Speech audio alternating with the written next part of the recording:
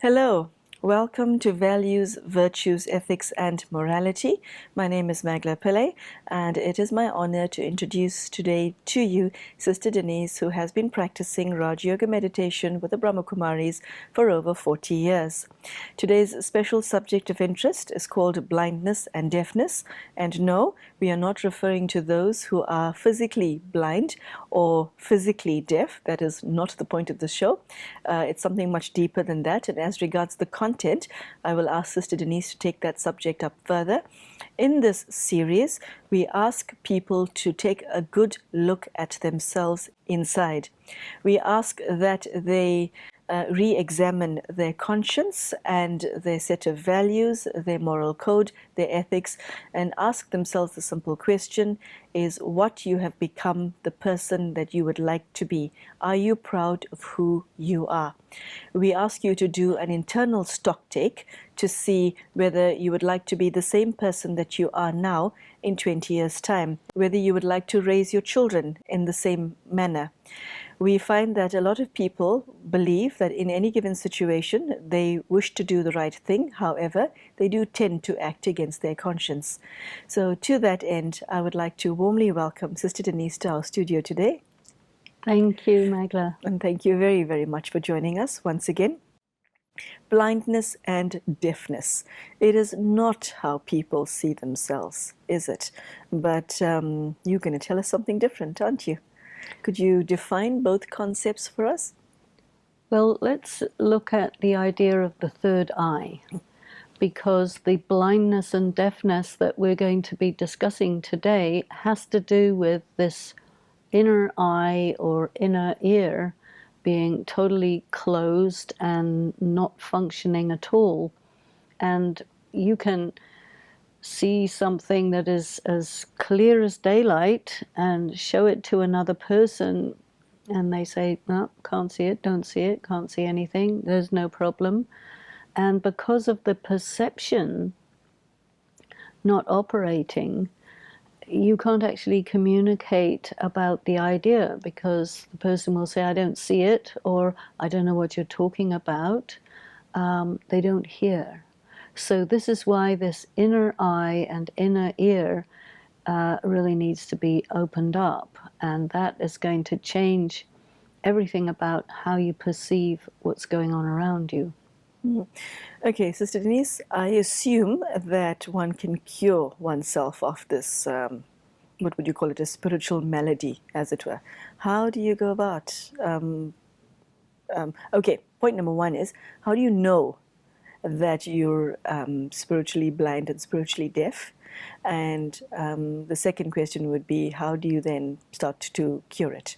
Is it curable, or are some people doomed to be blind and deaf for life?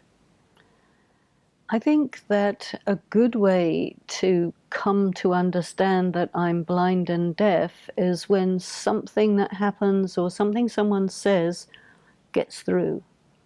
It's as if there's a curtain which is just blocking it.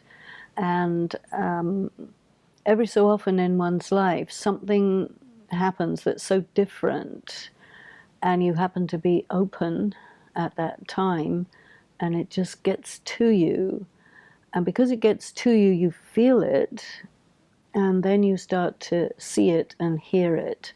And even it may just be very fleeting, because these sorts of perceptions are notoriously short-lived. You will just go back to your normal way extremely quickly.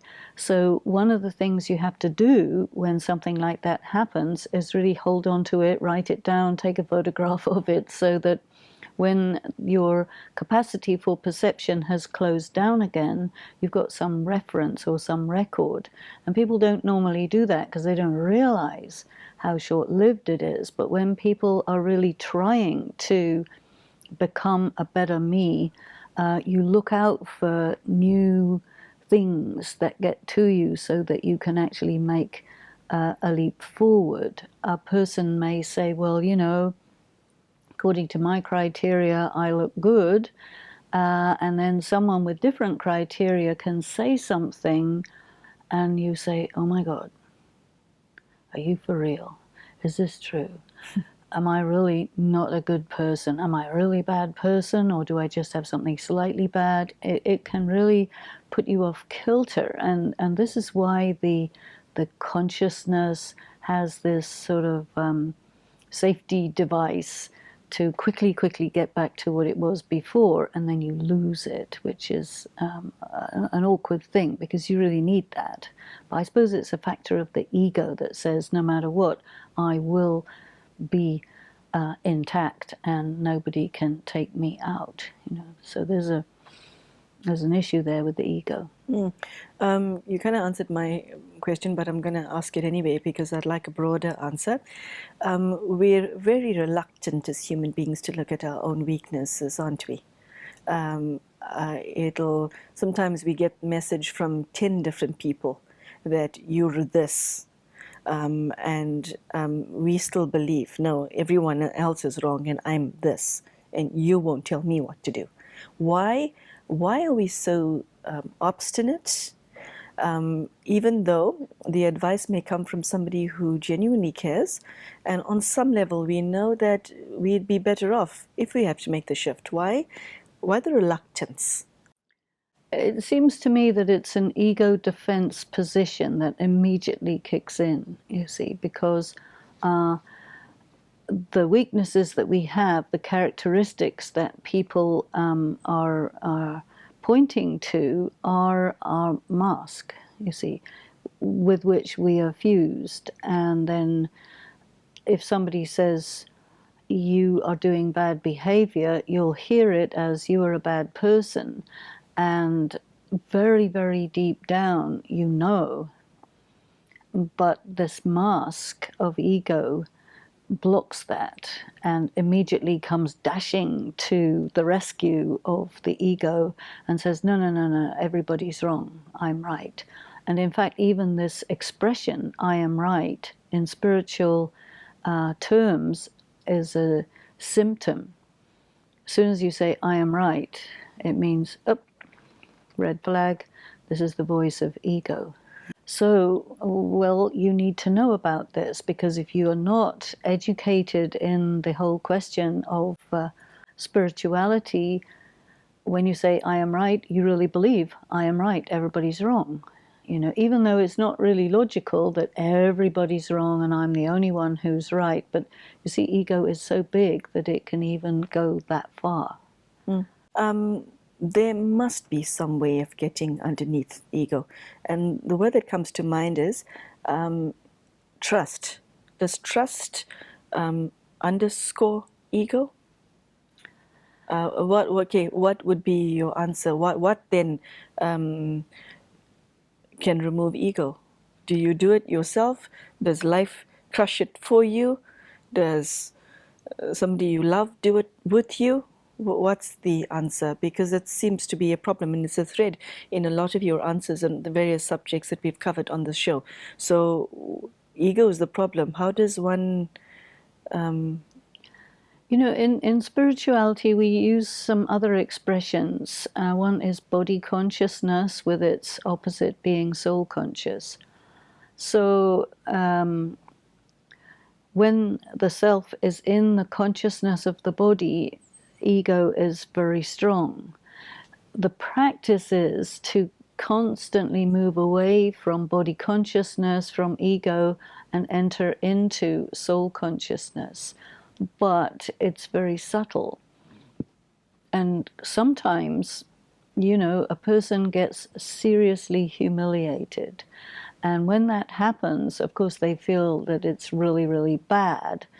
And so when something's really bad, the ego will really bring up all possible defenses to reinforce itself. But in fortunate occasions, the humiliation can trigger a doubt that, wait a minute, maybe I'm not seeing things right. And then you will be kind of switched into something a bit more like soul consciousness, where you can look at yourself having overcome the serious difficulty of the emotion of being humiliated, to be able to glimpse, oh my goodness, this is what I did. But the thing about these moments of clarity is they're really short-lived. They're like little window, open up, see, take a look, okay, close. And if you're really wishing to be free from it, you will take full advantage. Otherwise, the window opens up, you close your eyes, okay, nothing happened, you know. So, and it's a real problem because it's so brief.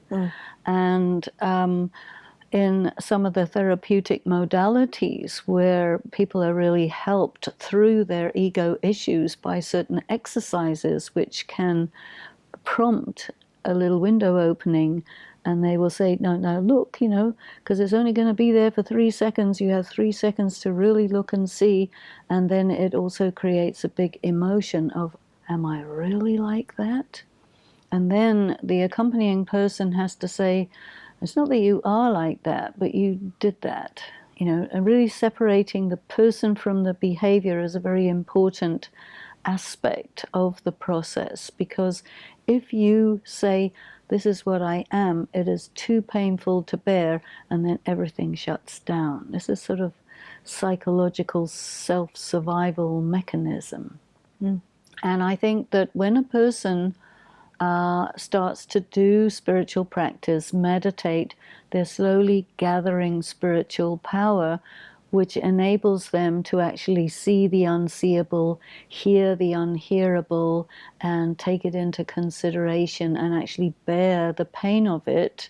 When it's unbearable, you just shut down. So there's an accumulation of spiritual strength that allows this, and you have to just go on that journey, and it takes a while. So Denise, there exists this scenario where all of us, within all of us, there are things that we do not know that we do not know. Dark corners of the mind that have yet been to be explored. So how does one come to that level of understanding about the self? It's like, you know, far, far away. As we go through life, we meet new people along the way. And I think you sometimes meet somebody who is a catalyst, and their characteristics are just the right ones that put you in a situation where you have to see something, because they become a new context for you to interact, you know, because every human being is different. And if you're just with the same old people, you'll stick within that context. But, you know, it's very good for people to go out and meet new people, because they can actually show you new things about yourself. Everyone is, in a way, a mirror for everyone else. We see ourselves very much through the eyes of other people, and sometimes you can just see something about yourself that no one else was able to show you. So this is a very good instrument. That's actually very beautiful, that we each are mirrors for each other. Where does past pain and past trauma fit into the blindness and deafness equation? And how does it contribute towards our continued blindness and deafness? You know, it is said for people who come back from war or come back from concentration camp or some, you know, really, really terrible situation, the characteristic is they will never speak about it. It becomes totally closed off, as if, you know, to all intents and purposes, it never happened. This is a very, very problematical situation, because it means that the trauma, which elicited a lot of negative monsters in the subconscious, is operating in a person's social interaction and contaminating it, and the person just doesn't see it. So their relationships will fall apart quickly. They will not understand how people are responding to them or reacting to them. They'll think something's wrong with everybody else. They think they're normal because they blocked off these negative experiences and consciously say, it never happened. You know, you forget it without working it through, and then you are enthralled to that thing. And so I feel that just denying all these things is not a solution. But many people believe that if you can, you know, shut it out of your consciousness, then it's not there. But that is a fallacy. Okay, so if one finds oneself in the position where you wake up one day and think, oh my God, I've been doing this my entire life and I didn't know. Okay, and I caused so many people so much of damage. How do you redress? How do you bring about, how do you redeem yourself? In a situation like that, it creates a very, very powerful emotion, which could be, well, I'd better kill myself, you know, because you feel so bad about yourself. It's as bad as that. Oh, yes. Okay. The mythical image is the image of Sita, who has all kinds of bad things happen to her, totally unredeemable. She calls on the earth to open up and swallow her. And there are just a lot of people who just feel like that. Earth, would you please just open up and swallow me, because I cannot bear my existence at all, having seen how much damage I have caused, you see. And that's so powerful an emotion that very often a person actually will take their own life in that. And so to be able to come out of that and sort of maybe see it in perspective that, yes, okay, I have done all of this damage, but it doesn't mean that I should kill myself. Even though the feeling inside is the only possible thing to do is destroy myself, because no punishment could possibly be enough to take it away. Do you see? That's a very powerful thing. And so for a person to be able to hold that emotion and then calm it down and say, okay, I will find a way to make amends, I will change myself, I will have the patience to do the work I have to do, I will be more conscious of these things and really change my character, that is a huge piece of work, you know. And many people, they don't have the tools for it. So it's sort of more expedient to just destroy the self. I'm glad you ended up on that note, because you bring me to my next question.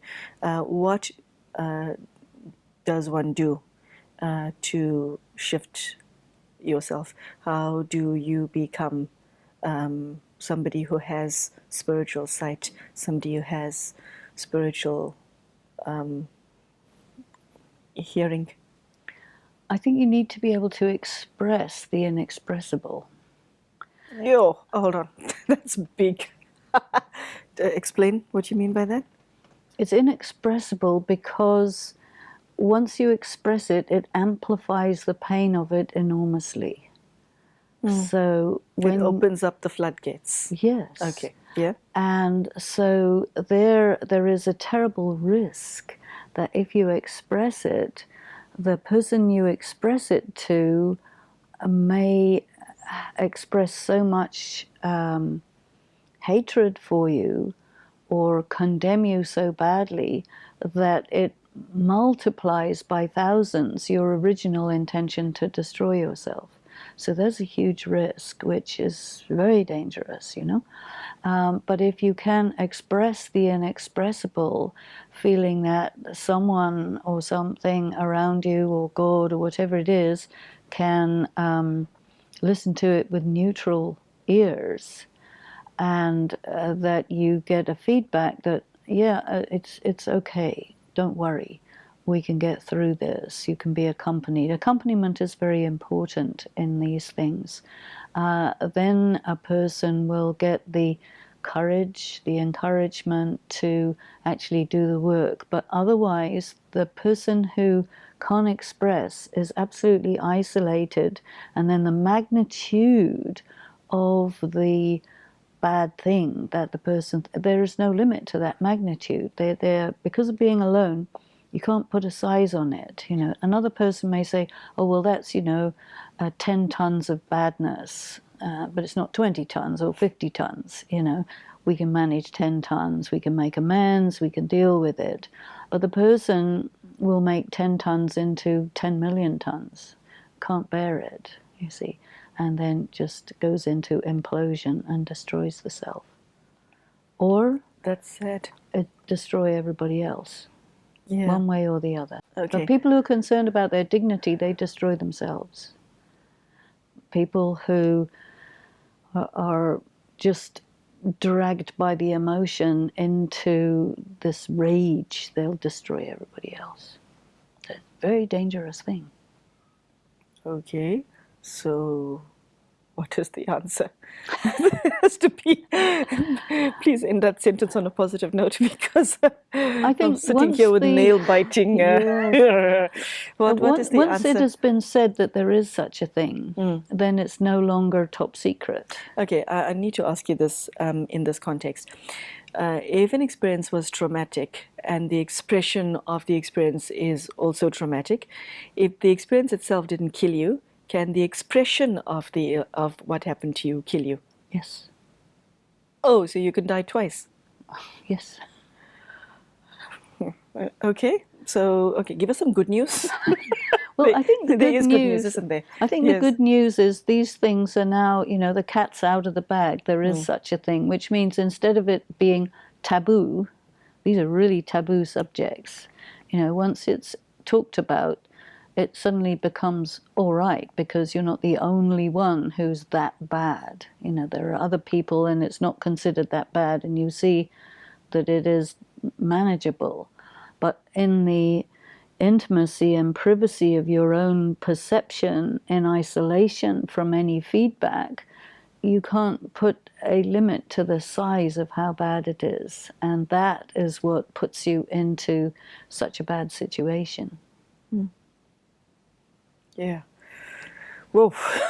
And that's why it's taboo. Yeah, I can see that. Okay, so Sister Denise, somebody is now on a very determined path to put right his own weaknesses. In other words, he's willing to hear about his dark side because he wants to change and become a better person. He's willing to see his own weaknesses and wants to become a better person. How does one invite God to help you in that journey? Many people in that situation, they have, you give up everything, and the last resort is to turn to God and say, help me, God, with deep sincerity and no holds barred. Then invariably the experience of God's presence, God's help, God's light comes, and this is the only thing that can help a person out of it. And this is the beauty of God, which no human being can do. And how does he help? What does he do? How does he give the return of one's quest? It's a flood of, I love you, I'm with you, I have the energy that's needed. It's just a whole series of messages in one little package of like a wave of positive energy that makes a person move from abject despair to hope and courage. And this is out of the range of human behavior. It's really the soul and the supreme soul, and the rest of humanity is on some different level. And this is the thing, and there are so many instances of how people have shifted through that direct encounter with God in moments of deep anguish, agony, and despair. Okay, so your message is then that there is hope. Yes. One can begin to hear, one can begin to see, one can become whole again. Okay. Well, very deep and powerful message, Sister Denise. I hope those of you at home listened carefully to today's message, because it's not something that we'd like to think about. We all have aspects of our personality that we don't know. And more specifically, we don't know that we don't know. We all receive positive feedback from friends and family, and we don't listen to them. For some reason or the other. There are certain weaknesses that we have that we refuse to see. There are certain messages that we gain that we refuse to hear. So Sister Denise has taken us through a beautiful and an enlightening half hour where she speaks about how the ego affects this, and it's the fault of the ego within every individual that causes this to be the case. She has shared that beneath the ego there's pain, ego being the veneer, that there's pain underneath. And she also spoke about having to face one's pain. And thereby bring about healing, and in your healing process to include God in that, and that which you gain from Him would be your ultimate healing.